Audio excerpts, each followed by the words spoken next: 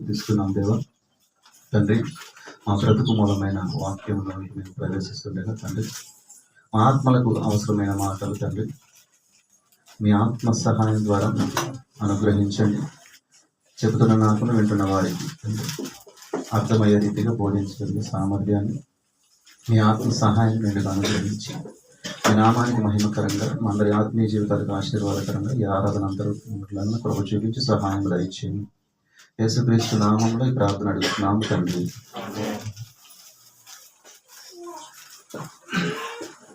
ఈరోజు మన అంశం ఏమిటి అంటే మారు మనస్సు అనగానేమి.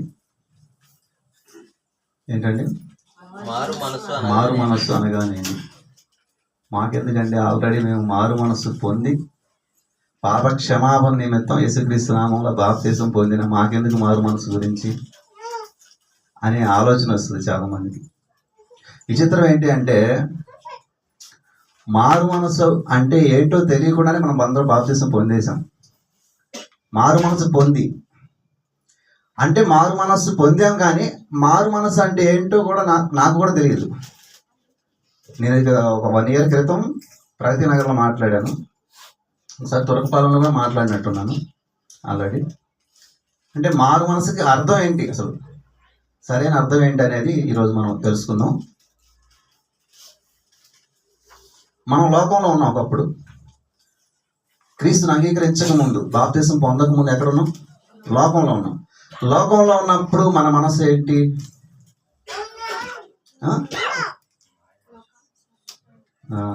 తెలియాలంటే రోమాపత్రిక చూడండి ఒకసారి.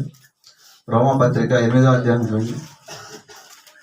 రోమాపత్రిక 8వ అధ్యాయం 5వ వచనం చూడండి.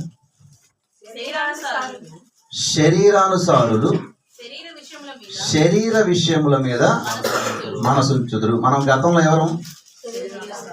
లోకంలో ఉన్నప్పుడు ఎవరు? శరీరానుసారులం. శరీరానుసారులు ఏం చేస్తారంట? శరీర విషయముల మీద మనస్సు ఉంచుదురు. నెక్స్ట్ ఏం చదువుతున్నారు చూడండి. ఆత్మానుసారులు ఆత్మ విషయముల మీద మనస్సు ఉంచుదురు. ఇక్కడ 2 రకాల మనస్సులు కనబడుతున్నాయి. ఒకటి ఏంటంట, శరీరానుసారులు శరీర విషయముల మీద మనస్సు ఉంచుదురు. మన గత జీవితం ఏంటి అంటే క్రీస్తులోనికి రాకముందు మన యొక్క ఆలోచనలు ఎలా ఉంటాయి? మనస్సు అంటే ఏంటి అంటే మన ఆలోచనలు. మనస్సు అంటే ఏంటి? కనపడేదా? మన ఆలోచనలు. మన ఆలోచనల కేంద్ర స్థానం. దాన్ని కూడా హృదయం కూడా అంటారు దాన్ని. ఈ మనస్సు క్రీస్తులోనికి రాకముందు ఎలా ఉంది అంటే శరీరానుసారమైన మనస్సు కలిగిన వాళ్ళు. అందుకే యేసుక్రీస్తు ప్రభువారు ఏమంటాడు అంటే ప్రారంభంలో పరలోక రాజ్యం సమీపించి ఉన్నది గనుక మారు మనస్సు పొందుడి అంటాడు. కానీ ఈరోజు ఏమనుకుంటుందంటే సమాజం ఇక్కడ మనస్సు మార్చుకోమని యేసుక్రీస్తు ప్రభువారు చెబుతున్నాడు. ఏం మార్చుకోమన్నాడు? మనస్సు మార్చుకోమన్నాడు. కానీ ఈరోజు ఏమంటున్నారంటే మత మార్పిడి అంటున్నారు. క్రైస్తవ్యం అంటే మతం మార్చేది కాదు, మనస్సు మార్చేది. చాలా మంది మిమ్మల్ని కూడా అడిగి ఉంటారు, నన్ను కూడా చాలా మంది అడిగారు ప్రశ్న. ఏమంటే ఎవరు మీరు మతంలో దిగిపోయారా అంటే. ఎక్కడికంట? మతంలో దిగారా అంటే. అప్పుడు మీరేమనాలి? నేను అన్నాను ఒకరు, ఇది దిగిపోయే మతం కాదు, ఎక్కిపోయే మార్గం అన్న. ఏంటది? దిగిపోయే మతం కాదు, ఇది ఎక్కిపోయే మార్గం. ఎందుకు అన్నాడంటే బైబిల్ ప్రకారంగా అన్నా. బుద్ధిమంతుడు క్రిందనున్న పాతాలను తప్పించుకోవాలి కానీ పరమునకు పోవు జీవ మార్గంలో నడుస్తున్నాడు అని అంటాడు. అంటే ఇది దిగిపోయేది కాదు, ఎక్కిపోయే మార్గం. దిగిపోయే మతం కాదు, ఇది మతం కాదు క్రైస్తవ్యం అంటే. అయితే మన పాయింట్కి వద్దాం. శరీరానుసారులు ఎక్కడ ఉంటారంటే ఏం చేస్తారంట? శరీర విషయాల మీద మనసు ఉంచుతారు. ఆత్మానుసారులు ఆత్మ విషయాలు మనసు ఉంచుతారు. శరీరానుసారమైన మనస్సు మరణము, ఆత్మానుసారమైన మనస్సు జీవమును సమాధానమై ఉన్నది. ఇక్కడ చూడండి. ఏలయనగా శరీరానుసారమైన మనస్సు దేవునికి విరోధమై ఉన్నది. గతంలో మన పరిస్థితి ఏంటి? దేవునికి విరోధులము, దేవునికి శత్రువులము. ఎందుకు అంటే మన మనస్సు ఏంటి? శరీరానుసారమైన మనస్సు. దేని గురించి ఆలోచిస్తుంది? కేవలం శరీరం మీదే మనకు ఆలోచన ఉంది. క్రీస్తుని అంగీకరించక ముందు, బైబిల్ తెలియక ముందు మీలో ఎవరికైనా ఆత్మ గురించిన ఆలోచన ఉందా? లేదు, నాకు లేదు. కానీ ఇక్కడికి వచ్చిన తర్వాత ఏం చేసామంటే నేను అంటే ఈ శరీరాన్ని కాదు, నేను ఒక ఆత్మను, ఈ శరీరంలో కొంతకాలం ఉంటున్నాను. అందుకే మనుషులందరూ ఏం చేస్తున్నారు? చనిపోయి వెళ్ళిపోతున్నారు అనే ఆలోచన మనకు వచ్చింది. ఇక్కడ ఏలైనగా శరీరానుసారమైన మనసు దేవునికి విరోధమై ఉన్నది అన్నాడు. అలాగే శరీర స్వభావం గలవారు దేవుని సంతోషపరచరు అంటారు. చూడండి, శరీర స్వభావము గలవారు దేవునిని సంతోషపరచనేరు. కాబట్టి దేవుడు ఏం కోరుకుంటున్నాడు అంటే ఆత్మానుసారమైన మనస్సును కోరుకుంటున్నాడు.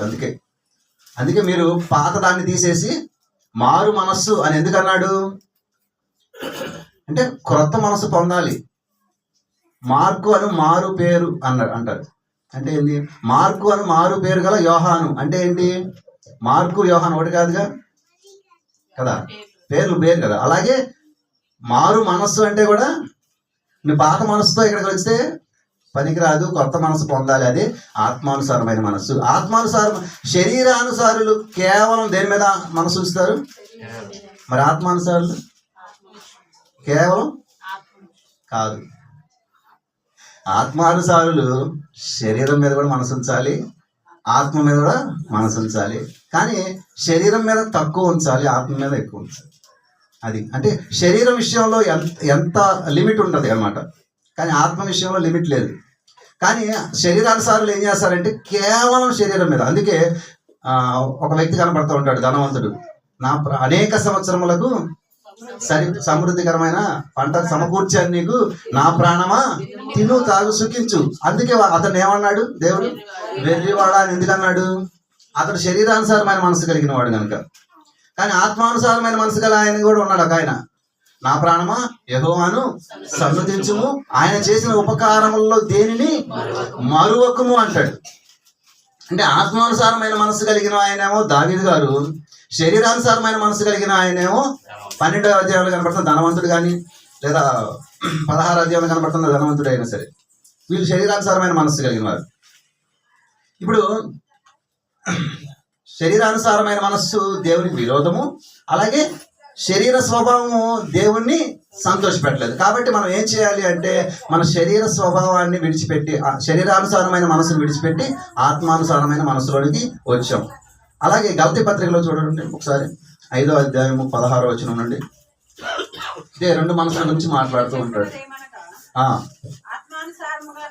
ఆత్మానుసారముగా నడుచుకునుడి, అప్పుడు మీరు శరీరేచ్ఛను నెరవేర్చరు అని చెప్తూ అంటున్నాడు. చూడండి, శరీరం ఆత్మకును, ఆత్మ శరీరమునకును విరోధముగా అపేక్షించును, ఇవి ఒకదానినొకటి వ్యతిరేకముగా ఉన్నవి కనుక మీరేమి చేయనిచ్చేతురో వాటిని చేయకూడదు. అంటే శరీరానుసారమైన మనస్సును చంపుకొని ఆత్మానుసారమైన మనసులోనికి రావాలి అంటే చాలా కష్టం. ఎందుకంటే విరోధంగా ఉంది. మన మనసే మనకు విరోధం.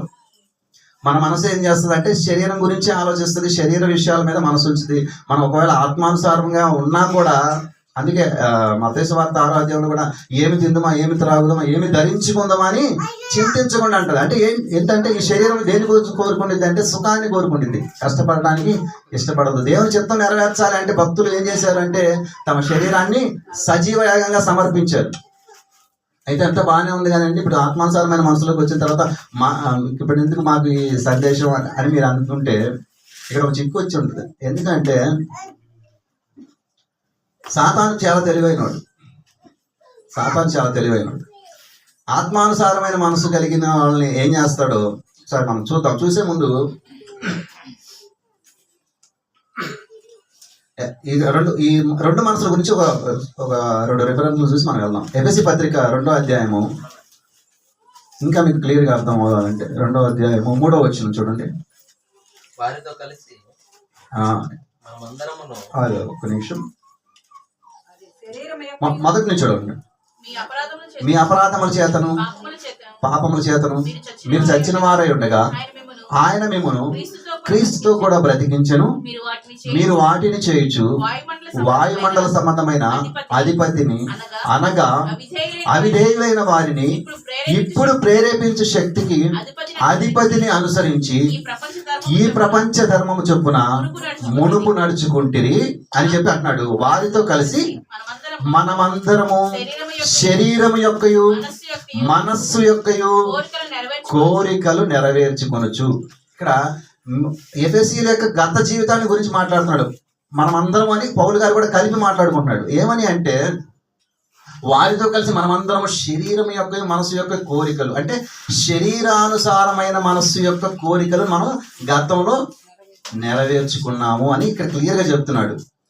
అలాగే రోమాపత్రిక 8వ అధ్యాయం చూడండి, 27వ వచనం. ఆత్మానుసారమైన మనస్సు గురించి మాట్లాడుతున్నాడు ఇక్కడ.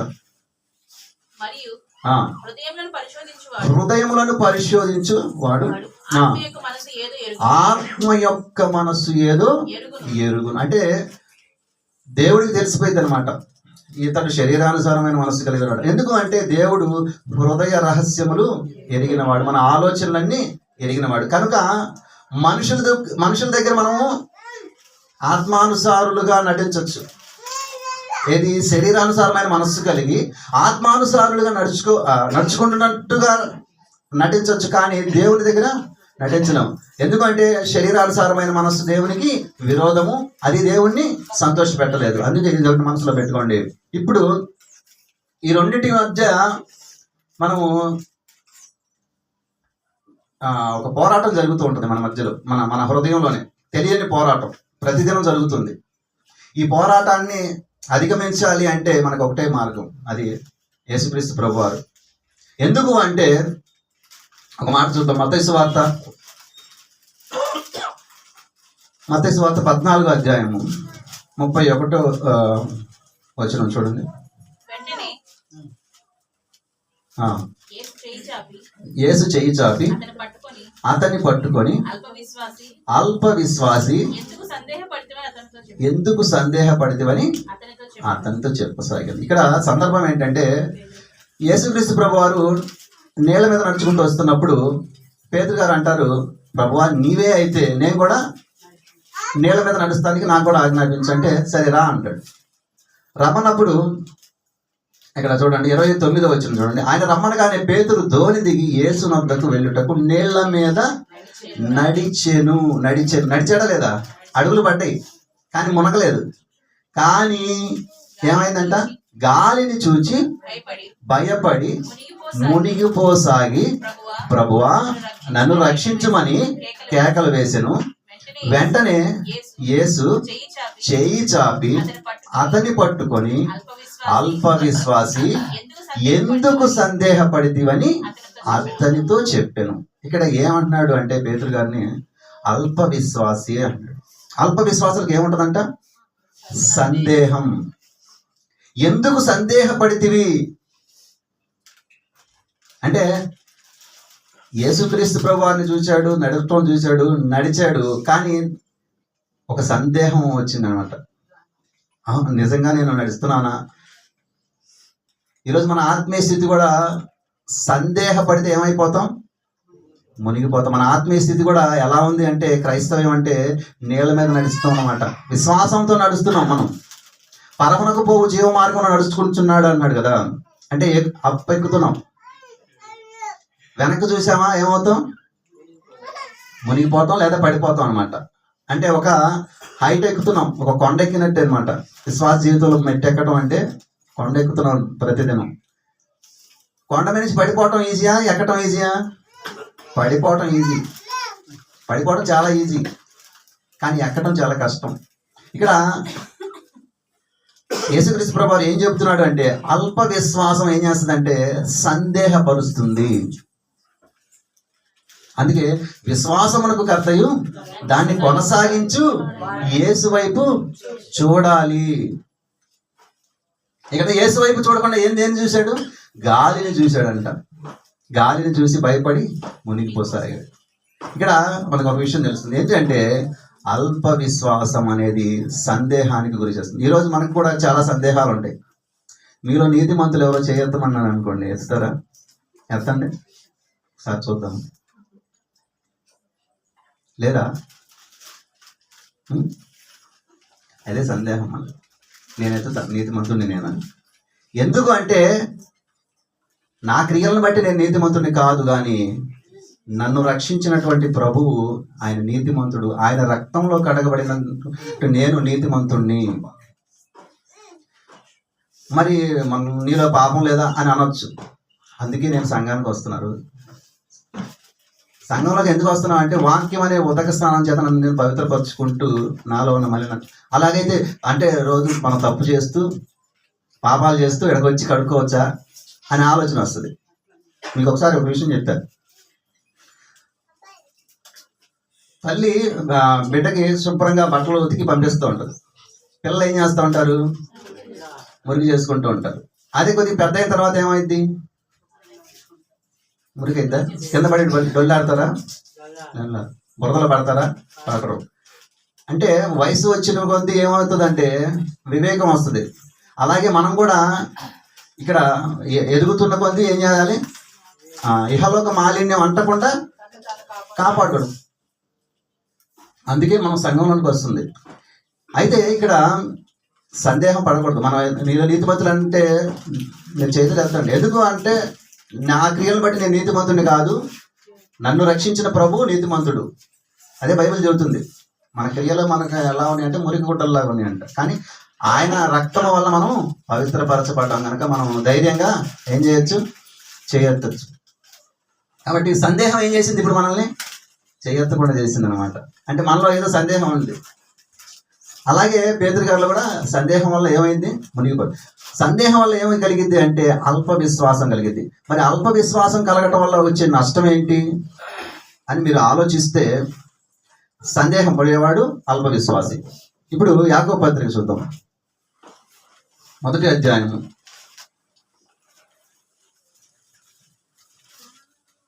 యాకోబు పత్రిక 1వ అధ్యాయము 5 నుంచి చూడండి.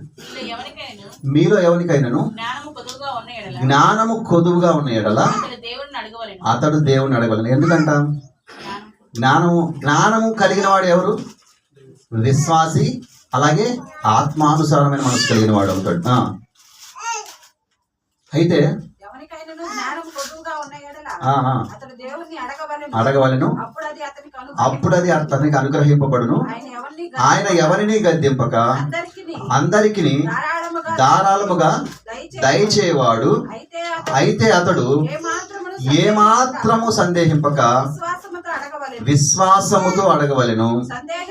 సందేహించువాడు గాలి చేత రేపబడి ఎగిరిపడు సముద్ర తరంగమును పోలి ఉండును.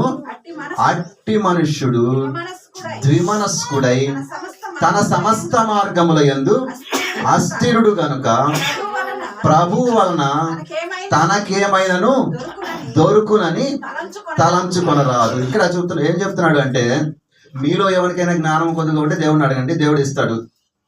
అతడు సందేహింపక విశ్వాసంతో అడగాలి. అంటే సందేహం ఉన్న చోట విశ్వాసానికి చోటు ఉండదు. ఎందుకంటే అల్ప విశ్వాసి ఎందుకు సందేహపడితే అన్నాడు.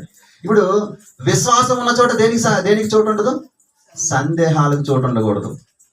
నువ్వు బలమైన విశ్వాసం కలిగితే నువ్వు సందేహపడవు. నీకు సందేహాలకు చోటు ఇచ్చావంటే నువ్వు బలమైన విశ్వాసివి కాలేవు. అలా బలమైన విశ్వాసివి కానప్పుడు ఏం చేస్తాడంటే అయితే అతడు ఏమాత్రం సందేహింపు విశ్వాసంతో అడగవలెను. సందేహించువాడు గాలి చేత రేపబడి ఎగిరిపడు సముద్ర తరంగమును పోలి ఉన్నాడు. ఇక్కడ ఒక మాట తెలియజేస్తాడు. సముద్ర తరంగంతో పోలుస్తున్నాడు ఎవరిని?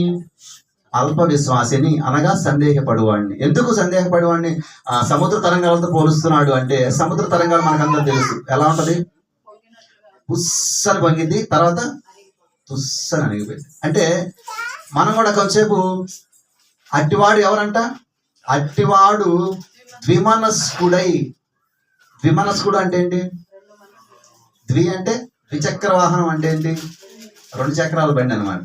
అలాగే ద్విమనస్కుడు అంటే 2 మనస్సులు కలిగిన వాడు. ఇప్పుడు శరీరానుసారమైన మనస్సు కలిగిన వాడికి ఏదో ఒక దేవుని మాటలు చెప్పి ఏం చేయొచ్చు? ఆత్మానుసారుడిగా మార్చచ్చు. అవునా కాదా? కానీ ద్విమనస్కుడు ఉన్నాడు అనుకోండి, అతన్ని మార్చలేం. ఎందుకు? కొంతసేపు శరీరానుసారమైన మనస్సు, కొంతసేపు ఆత్మానుసారమైన మనస్సు. ఇది ఇంకా భయంకరమైన పరిస్థితి అనమాట. ఇందాక మనం ఏం చదువుకున్నాం రోమపత్రికలో? శరీరానుసారమైన మనస్సు దేవునికి విరోధము, శరీరానుసారులు స్వభావం గల వారు దేవుణ్ణి సంతోషపరచలేరు. కానీ అపవాది తెలివిగా ఏం చేస్తున్నాడంటే డబల్ సిమ్ వేసేసాడు అనమాట. చాలా మందికి ఏం వేసాడు? Double SIM. ఇక్కడ ఉన్నంతసేపు ఆత్మానుసారమైన మనసు యాక్టివేట్ అయింది, బయటికి వెళ్ళగానే ఏమైంది? శరీరానుసారమైన మనసు యాక్టివేట్ అయింది అనమాట. ఇక డ్యూయల్ సిమ్ పడింది అనుకో, అపవాది ఏం చేస్తున్నాడు? అందరినీ ద్విమనస్కులుగా మార్చేసాడు అనమాట. రెండు మనస్సులు. దీన్నే నటన అంటారు. ఏమంటారు? నటన. అంటే ఎలా ఉండాలి? నువ్వు బయట ఉన్నా, ఎక్కడున్నా. ఇప్పుడు యోసేపు ఉన్నాడు, తండ్రి దగ్గర ఉన్నా ఒకేలా ఉన్నాడు, పొలంకి వెళ్ళినా ఒకేలా ఉన్నాడు, వేరే దేశానికి వెళ్ళినా ఒకేలా ఉన్నాడు. అంటే ప్రాంతం మారేసరికి ఏం కాలేదు? మనసు మార్చుకోలే. ఐగుప్తుకి వెళ్ళిపోయినా, ఐగుప్తులో అమ్మబడిపోయినా కానీ ఏం చేయలే. చెరసాలకు వెళ్ళినా సరే మనసు మారలేదు. ఎలా ఉంది అంటే దేవునికి ఇష్టడుగానే ఉన్నాడు. కానీ ఇది ప్రమాదకరం పరిస్థితి. గతంలో మనం శరీరానుసారమైన మనసు కలిగిన మనల్ని తీసుకొచ్చి ఆత్మానుసారమైన మనస్సు కలిగే ప్రాంతంలో అనగా సంఘంలో తీసుకొచ్చి కూర్చోబెట్టాడు దేవుడు. కానీ ఈ రెండు మనసులకు అలవాటు పడ్డామనుకోండి, మనల్ని ఎవరు మార్చలేరు.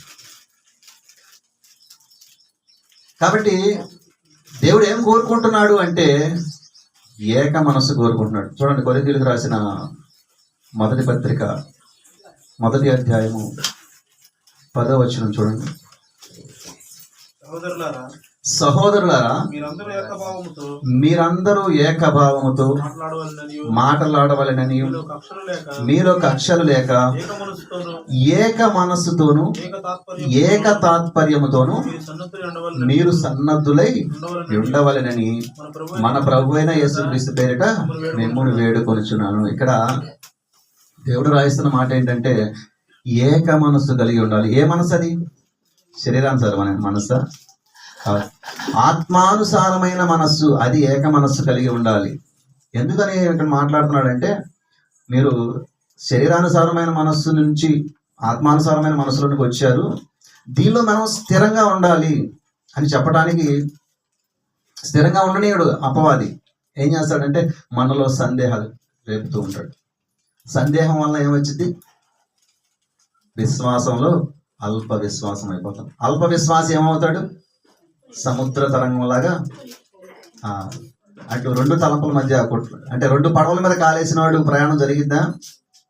జరగదు. అలాగే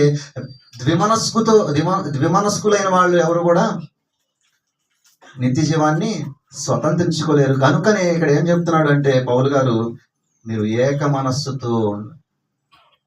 అలాగే మరొక మాట చూద్దాం. అపోస్తుల కార్యాలు 4వ అధ్యాయము 32వ వచనం. విశ్వసించు వారందరూ ఏక హృదయమును ఏకాత్మయు గలవారై ఉండిరి. ఎవడును తనకు కలిగిన వాటిలో తనదని అనుకొనలేదు. చూడండి, విశ్వసించిన వారందరూ ఎలా ఉన్నారంట? ఏక హృదయమును ఏకాత్మయు గలవారై ఉన్నారు. చూడండి, మనసును ఏక మనసు కలిగి ఉండటం అంటే చాలా కష్టం. చాలా చాలా ప్రయాసపడాలి, దానికి కృషి చేయాలి, దానికి చాలా సాధన చేయాలి. ఒక మాట చూద్దాం. సామెతల గ్రంథంలో ఒక మాట చెప్తున్నాడు చూడండి, 16వ అధ్యాయము 32వ వచనం. సామెతల గ్రంథం 16వ అధ్యాయం 32. పరాక్రమశాలి కంటే దీర్ఘశాంతము గలవాడు శ్రేష్ఠుడు. లోకం ఎవరు పరాక్రమశాలినేనా? దీర్ఘశాంతం కలిగిపోయిన వాడిని గుర్తిస్తుందా? పరాక్రమ అంటే యుద్ధం చేసేవాడు, పోరాడేవాడు. వాడికంటే ఎవరు అంట? దీర్ఘశాంతుడా అని చెప్తూ ఇంకో మాట చెప్తున్నాడు. పట్టణము పట్టుకుని వాడి కంటే తన మనస్సును స్వాధీనపరుచుకునేవాడు శ్రేష్ఠుడు. శ్రేష్ఠుడు. చూడండి, పట్టణం పట్టుకునేవాడు ఎవరు అంటే, యుద్ధం చేసి ఒక పట్టణాన్ని పట్టుకోవటం అంటే చాలా, వాళ్ళకంటే మనస్సును స్వాధీనపరుచుకున్నవాడు శ్రేష్ఠుడు. ఎందుకు అంటే మనస్సును స్వాధీనపరుచుకోవడం చాలా కష్టం, పట్టణాన్ని పట్టుకోవటం అయినా ఈజీ అంట. దేవుడు రాయించిన మాట ఇది. ఒక పట్టణాన్ని పట్టుకోవటం అంటే ఈజీగా చెప్పండి? యుద్ధం చేయాలి. అలాగే మన హృదయంలో కూడా కనబడని యుద్ధం. అందుకే నరుల కాలము యుద్ధ కాలము కాదా అంటున్నాడు. అందుకే ఎందుకు అంటే నిరంతర పోరాటం జరుగుతుంది మనలో. శరీరం ఏమో శరీర విషయాల మీదకి తీసుకెళ్ళిపోతుంటది, ఆత్మేమో ఆత్మ విషయాల మీద మనసు ఉంచు. నువ్వు ఈ లోక సంబంధివి కాదు, నువ్వు భూ సంబంధివి కాదు, నువ్వు పర సంబంధివి. అందుకే భూ సంబంధమైన వాటి అందు మనస్సు ఉంచకూడదు అని బైబిల్లో చాలా చాలా విషయాలు ఉంటుంది. కొలసీలో ఉంటుంది, కొలసీలో 3:2 ఉండిద్ది. అలాగే ఫిలిప్పీలకు రాసిన పత్రిక 3:19 కూడా ఉంటుంది. వారు భూ సంబంధమైన వాటి అందే మనస్సు ఉంచుచున్నారు. కాబట్టి మనం ఎలాంటి మనస్సు కలిగి ఉండాలి అంటే ఆత్మానుసారమైన మనస్సు కలిగి ఉండాలి. ఎందుకంటే మారు మనస్సు అంటే ఏంటి ఇప్పుడు అర్థమైందా? శరీరానుసారమైన మనస్సు నుండి ఆత్మానుసారమైన మనస్సులోనికి వచ్చాం. అందుకే మీరు మారు మనస్సు పొందండి. అందుకే పేతురు గారు కూడా ఏమంటాడంటే, మీరు మారు మనస్సు పొంది పాపక్షమాపణ నిమిత్తం యేసుక్రీస్తు నామమున బాప్తిస్మం పొందండి. బాప్తిస్మం పొందిన తర్వాత ఏమైంది అంటే అపవాది ఏం చేస్తాడు? సందేహాలు తీసుకొస్తూ ఉంటాడు. అందుకే సందేహపడు వారి మీద కనికరము చూపించండి అంటాడు. సందేహం, ఈ సందేహం వల్ల ఏమైపోతామంటే 2 మనసులకు వెళ్ళిపోతాం. మరి ఇప్పుడు మనం ఏం తెలియకుండానే బాప్తిసం పొందేశాం కదండి అని మీరు అనుకోవచ్చు. మహా మనసు గురించి తెలియకుండానే బాప్తిసం పొందేశాం కదా, మళ్ళీ బాప్తిసం పొందుదామా? అవసరం లేదు. మీకు పెళ్లి గురించి బాగా అవగాహన తెలుసుకొని నేను పెళ్లి చేసుకున్న వాళ్ళు చేయొద్దండి. పెళ్ళి అంటే ఏంటో నాకు పూర్తిగా తెలుసండి, తెలియదు. కానీ అనుభవపూర్వకంగా ఇప్పుడు ఏం చేస్తున్నారు? పిల్లల గురించి పూర్తిగా తెలిసి నేను పిల్లల్ని కన్నానండి అన్నారా? తెలియదు. బండి గురించి పూర్తిగా తెలిసి నేను బండిని నడుపుతున్నానని, నడిపేటప్పుడు మనకి ఏమీ తెలియదు. తెలుసా ఇందులో ఇంజిన్ ఉంటుందని, ఇందులో ఇంజిన్ ఆయిల్ పోయాలని కానీ తెలుసా? తెలియకుండానే బండి నేర్చేసుకున్నాం. తర్వాత తెలుస్తూ ఉంటుంది. పంచర్ పడినప్పుడు ఇది పంచర్, ఇది ట్యూబ్ ఉండేది దీంట్లో, ఇందులో ఇంజిన్ ఆయిల్ అయిపోయి ఇంజిన్ స్ట్రక్ అయిందా, ఇందులో ఇంజిన్ ఆయిల్ పోయాలి. మనకు తెలియకుండానే కొన్ని చేసేసాం అన్నమాట. అంటే అన్నీ తెలుసుకొని మనం అన్నీ తెలుసుకుంటే మనం ఇక్కడికి రావాల్సిన పని ఏముంది? ఇక్కడికి వచ్చి సంఘం అనేది ఒక పాఠశాల. దీంట్లో మనం అందరం ఏం చేయాలి? నేర్చుకోవడానికి ఇక్కడికి వచ్చాం. నేర్చుకొని ఏం చేయాలి? మన జీవితానికి అన్వయించుకొని నడుచుకుంటున్నప్పుడు శరీరానుసారమైన మనసుతో కొనసాగకుండా ఆత్మానుసారమైన మనసుతో కొనసాగితేనే. ఎందుకంటే దేవునికి విరోధంగా మనం బ్రతకూడదు. అలాగే ఆత్మానుసారమైన మనస్సుతో స్థిరంగా ఉండాలి. ఎందుకంటే మరలా శరీరానుసారమైన మనస్సు కొంతసేపు, ఆత్మానుసారమైన మనస్సు కొంతసేపు, ఇలా అపవాది మనల్ని సందేహాలతో ముంచి ఏం చేస్తూ ఉంటాడు? ద్విమనస్కులుగా చేస్తూ ఉంటాడు. కాబట్టి ద్విమనస్సుతో మనం సందేహాలతో వెనక్కి తిరగకుండా విశ్వాస జీవితంలో, అందుకే దేవుడు అంటున్నాడు, అతడు సందేహింపక దేవుడిని అడగవాలని అంటాడు. మనం సందేహంతో అడిగిన ఎంత లోపలేసినా సందేహాలతో అది ఫలించదు. విశ్వాసంతో అది కొంచెమైనా సరే అభివృద్ధి పొందుతూ ఉంటుంది. కాబట్టి మనసు అనేది చాలా పోరాడితే కానీ అది దాన్ని జయించలేము. ఎందుకంటే ఒక చిన్న ఉదాహరణ చెప్పి నేను నా మాటలు ముగిస్తాను. ఇప్పుడు ఒకే మోటార్ మీద 2 వాటర్ సప్లై జరుగుతూ ఉంటుంది. ఉప్పు నీళ్ళ వాటర్ ఉంటుంది, మంచినీళ్ళు ఉంటుంది. ఇప్పుడు ట్యాంకీకి ఎక్కించాలి అంటే నువ్వు ఏ వాల్ తిప్పి మోటార్ వేస్తే అవి ట్యాంకీకి ఎక్కుతాయి. ఇది మీకు అవగాహన ఉందా? ఇప్పుడు మనసు అనేది ఆత్మకు సంబంధించింది అయితే దాన్ని శరీరం వాడుకుంటుంది అనమాట. శరీరానుసారమైన మనస్సుగా వాడుకుంటుంది. శరీరం ఏదైతే ఇష్టపడుతుందో దాన్ని హృదయంలోనికి పంపిస్తుంటుంది అనమాట ఆలోచనలు. అంటే శరీరానుసారమైన మనస్సు అనే వాళ్ళు తిప్పినప్పుడు ఈ హృదయం అనే ట్యాంకులో ఏం పడతాయి? శరీరానుసారమైన ఆలోచనలు పడతాయి. ఆ వాల్ కట్టేసి ఆత్మానుసారమైన మనస్సు అనగా మంచినీళ్ళు వాళ్ళు తిప్పామనుకోండి, ఈ ట్యాంక్ నిండా ఏమొస్తాయి? అప్పుడు మనం ట్యాప్లు ఏమి విప్పితే హృదయం నుండి ఉన్న దాన్ని బట్టి నోరు మాట్లాడను. అంటే హృదయంలో అన్ని వాక్యమే ఉండదు అందరికీ. లోకంలో ఉన్న వాళ్ళ హృదయంలో వాక్యం ఉందా? లేదు. వాళ్ళందరూ ఏముంది? లోకాశలు ఉన్నాయి. అదే శరీరానుసారమైన మనస్సు ఉంది కనుక వాళ్ళ హృదయంలోంచి ఏమొస్తాయి? శరీరానుసారమైన ఆలోచనలు వస్తాయి, శరీరానుసారమైన క్రియలు వస్తాయి. కానీ మనం ఏం చేయాలి అంటే ఆ వాళ్ళు తిప్పటం మనకు తెలియాలి. ఏది శరీరానుసారమైన మనస్సుకు మనల్ని తీసుకెళ్తుంది, ఏది ఆత్మానుసారమైన మనస్సు తీసుకెళ్తుంది, ఏది మనల్ని సందేహపరుస్తుంది, ఏది మనల్ని విశ్వాసంలోకి మెట్టెక్కిస్తుంది అన్న విషయం మనకు తెలిస్తే మనం ఏం చేస్తామంటే దాన్ని కరెక్ట్గా కంట్రోల్ చేయగలుగుతాం. ఎవరు చేయగలరు అంటే దేవునిపై ఆధారపడిన వాళ్ళు చేయగలరు. మన మీద మనం ఆధారపడితే, మన శక్తి సామర్థ్యాల మీద మనం ఆధారపడితే మనం ఎప్పటికీ దాన్ని జయించలేము. కనుక మారు మనసు అంటే ఏంటో మీకు అర్థమైందని నేను నమ్ముతూ నా మాటలు ముగిస్తున్నాను. ప్రార్థన చేసుకున్నాం. పరిశుద్ధుగా ప్రేమానం జరిగిన మా ప్రియ పరలోకపు తండ్రి, మీ ఘనమైన నామానికి వందనాలు, స్తోత్రాలు తండ్రి. శరీరానుసారమైన మనస్సు నుండి ఆత్మానుసారులుగా మమ్మల్ని ఆయన నడిపిస్తున్న దేవా, మేము ద్విమనస్సులుగా ఉండక, మాలో సందేహాలు లేకుండా బలమైన విశ్వాసము కలిగి ముందుకు కొనసాగుతుండగా సంఘం అంతటిని జ్ఞాపకం చేసుకొని ప్రతి ఒక్కరిని బలపరచండి, ఆత్మీయ జీవితంలో అభివృద్ధి పరచండి దేవా. సంఘాన్ని జ్ఞాపకం చేసుకోండి. ప్రతి ఒక్కరిని తండ్రి మీకు ఇష్టానుసారులుగా, మీకు ఇష్టమైన వారుగా, దావీదు నా ఇష్టానుసారమైన మనస్సు గలవాడు తండ్రి సాక్ష్యం ఇచ్చినట్లుగా మమ్మల్ని గురించి కూడా సాక్ష్యం ఇచ్చే రీతిగా మేము ఉండటానికి ప్రభు చూపించి సహాయం దయచేయండి. ఇప్పటి వరకు నాయన మీ నామ మహిమాత్రం జరిగించిన దినాన్ని బట్టి స్తోత్రాలు చెల్లిస్తూ ముందున్న కార్యక్రమం అంతట్లో కూడా మీరు తోడుని నడిపించమని యేసుక్రీస్తు నామంలో ఈ ప్రార్థన అడుగుచున్నాము తండ్రి.